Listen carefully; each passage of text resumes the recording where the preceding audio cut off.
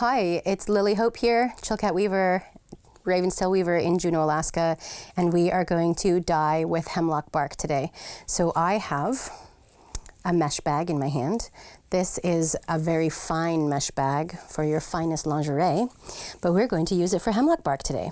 So I've got it zippered open and I've got the bark that I harvested out in the woods. I'm going to start bringing it out of my bag here and putting it right into the mesh bag.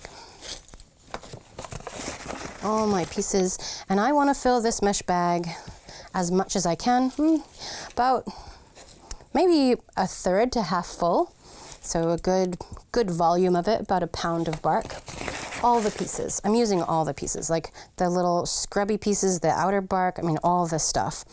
In all the literature, it just says hemlock bark. So we've experimented with just the inner blondie stuff, or just the outer stuff, and it seems that the combination of it doesn't seem to make a difference, but for sure this little blondie stuff is pretty magic in the color of what we're looking for. We really like the blonde part of the wood. It seems to give the best color, but we also have found zero penalty in using some of the reddish and browner stuff near the surface of the tree. So we're going to put it all in the bag. We're going to fill our bag about a third, half full, about a pound of bark, and zip it closed, nice and full, and then we're going to put this whole thing into the water itself. So we're going to pick it up, all that bark, and stick it down into our water down in here, submerge it all around, get it down, lowered down in. Should take up about a third to half of your pot. Even half of your pot is totally okay. Should have lots and lots of bark in that little mesh bag. We're using the mesh bag obviously so that we don't get all those little particles and burrs and stuff in our yarns. So here is the mesh bag inside, and we're about to put our yarns into it. All right, we are ready to put yarns into our hemlock bark pot. So I'm pulling them right out of them being soaked and then allumed. So these are my little yarns that have been mordanted. Although again, with hemlock bark, we don't have to use a mordant like alum or citric acid or vinegar if we don't want to. The bark itself goes into the yarn really well and stays well. So.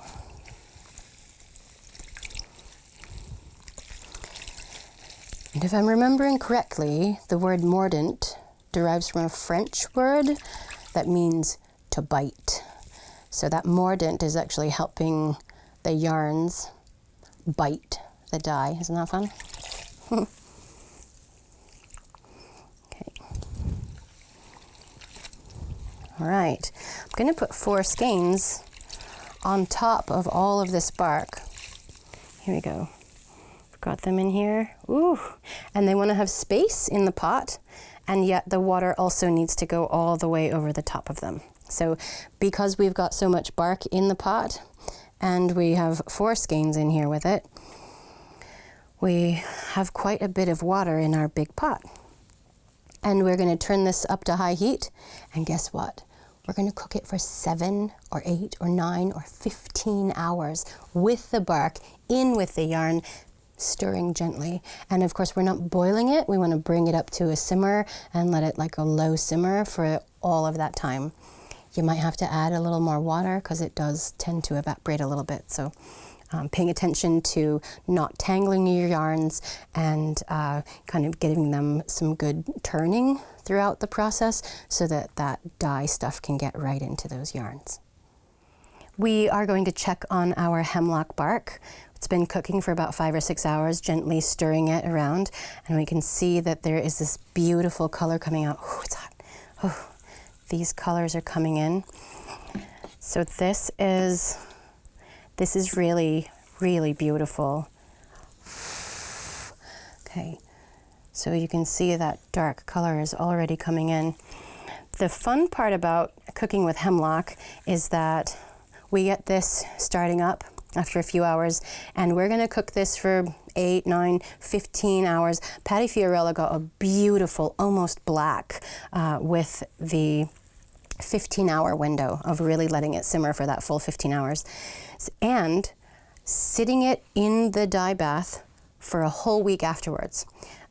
preferably not too warm of a place because it'll start to mold. You do want to stir it each day, making sure that it just keeps, aerating. But yeah, a whole week of sitting it in the bath after it's done cooking for those 15 hours. Kay Parker got a really beautiful dark reddish brown from perfectly 7 hours in the pot. And when you look back at the literature, it says, cooking for the better part of a day. So whatever that means to you, you get to go and play with it and figure out your perfect reddish brown hemlock bark dye.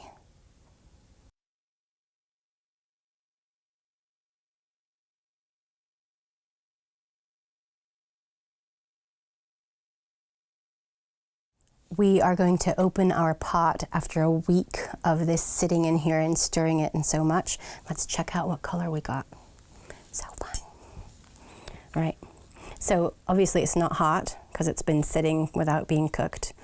And look at this beautiful color. Oh, magic. I love dye so much. Don't you love dye? That is our beautiful hemlock, dark reddish brown. That is so magic. Let's see.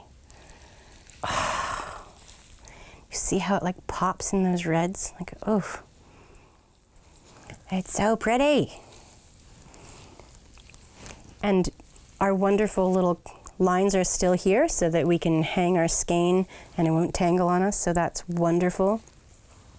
What a gorgeous dark, dark brown, almost black. Thank you, hemlock bark. Thank you for joining me and studying natural dye the way that the Chilkat weavers have been dyeing for hundreds of years. Just wanted to say thank you again to Patty Fiorella and Kay Parker and Ellen Carley from the Alaska State Museum and my mother Clarissa Rizal for leading me to this work. I don't know everything, and I'm still learning along with you, and I'm happy to share this with you. Happy dyeing.